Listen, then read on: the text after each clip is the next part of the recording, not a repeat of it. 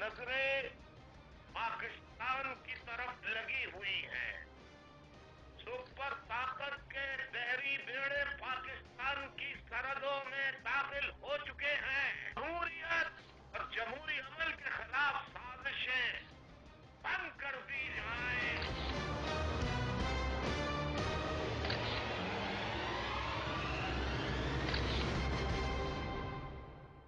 बिस्मिल्लाहिर्रहमानिर्रहीम। अस्सलाम वालेकुम। टारगेट पॉइंट के साथ मैं हूं आसमा चौधरी। नाज़रीन, जब से इस मुल्क में खासतौर पर जजेस बहाली के बाद हमने देखा, तकरीबन 3.5 साल की बात है, ये एक ही डिबेट इस वक्त पाकिस्तान में छिड़ी हुई है कि आइन सुप्रीम है, पार्लियामेंट सुप्रीम है, वर्दी वाले सुप्रीम है, वर्दी के बगैर लोग सुप्रीम है। अपने ही हाल पाकिस्तान के अवाम के तो वो बेहाल हो चुके हैं। लेकिन हम बात करते हैं सियासतदानों की या हुक्मरानों की। कोई इस दौड़ में लगा है कि किसने वजीर आजम बनना है, किसी की दौड़ इस तरफ है कि किसने अपनी सदारत की टर्म को मजीद कैसे आगे बढ़वाना है और कौन सुप्रीम है, किसी की दुकान चलती है या नहीं चलती, कोई इमरजेंसी का शोशा पाकिस्तान में छोड़ देता है, कोई सुनामी जैसे तूफान लेकर सामने आ जाता है और कहा जाता है कि असूल के जरिए तमाम चीज़ों को मनवाएंगे। ये तो हम बात कर रहे हैं ओवरऑल पाकिस्तान की सियासी सूरत हाल की। लेकिन हालत तो ये है कि हम इस वक्त मुल्क में अपने अवाम को बिजली तो शायद दे नहीं सकते।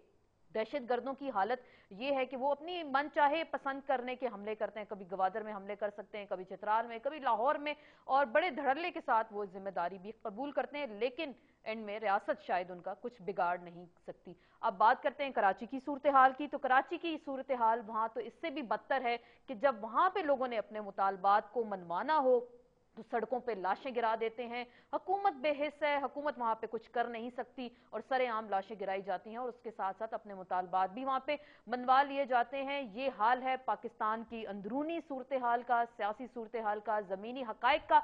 लेकिन जब हम ये बात करते हैं कि पाकिस्तान की सियासी सूरत हाल है, तो बैरूनी दुनिया पाकिस्तान को किस तरीके से देख रही है, पाकिस्तान को किस तनाजुर में वो इस वक्त देख रहे हैं, और उनके नज़दीक पाकिस्तान एक फेल्ड स्टेट है, पाकिस्तान एक बहुत बड़ी दहशतगर्द स्टेट बन सकता है अगले आने वाले चंद दिनों में। और आजकल एक किताब जो आई हुई है कन्फ्रंट एंड कंसील के नाम से, जिसका बहुत ज़्यादा चर्चा है तो ईरान के एटमी प्रोग्राम के हवाले से, लेकिन इसमें पाकिस्तान का ज्यादा चर्चा है और मुसन्निफ इसमें अपना तज्जिया नहीं दे रहे, वो हकायक और खबरें दे रहे हैं कि पाकिस्तान को दुनिया या दीगर बैनुल अक़वामी ममालिक किस तरीके से देख रहे हैं। वो अपने तज्जिए में लिखते हैं कि अमरीकी ओहदेदार तो पाकिस्तान की सिविलियन हुक्मरानों से सिर्फ फोटो खिंचवाते हैं, असल मुज़ाकरात तो वो फौज से करते हैं जो कि असल हुकूमत में है। इसके साथ ही किताब में आगे बताया जाता है कि अब असल मसला अफगानिस्तान नहीं पाकिस्तान है। ओबामा हुकूमत के इस खिते में 3 अहदाफ हैं: पाकिस्तान का न्यूक्लियर प्रोग्राम, अलकायदा के ठिकाने,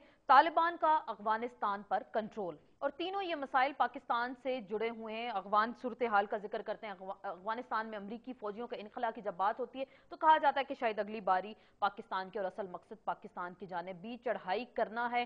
शायद इसी खतरे के पेश नजर इल्ताफ हुसैन साहब भी कह रहे हैं कि अमरीकी बहरी बेड़ा जो इस वक्त यहाँ पे पहुंच चुका है और हुक्मरानों सियासतदानों से वो ये कह रहे हैं कि वो भी जागे और होश के नाखुन लें। और दूसरी जानिब इस हुकूमत के 4 साला दौरे हुक्मरानी पर नजर दौड़ाई जाए तो हमें नजर आता है कि ड्रोन हमले सामने हैं, उसामा बिन लादेन की हलाकत है, चीनियों पर हमले हैं, दहशत गर्दों का हमारी सरजमीन से पकड़े जाना चाहिए उनका ताल्लुक हो या ना हो, क्रिकेट टीम की बरतानिया में बदनामी और उसके बाद पासपोर्ट स्कैंडल जिसने पाकिस्तान को मजीद दुनिया में बदनाम किया।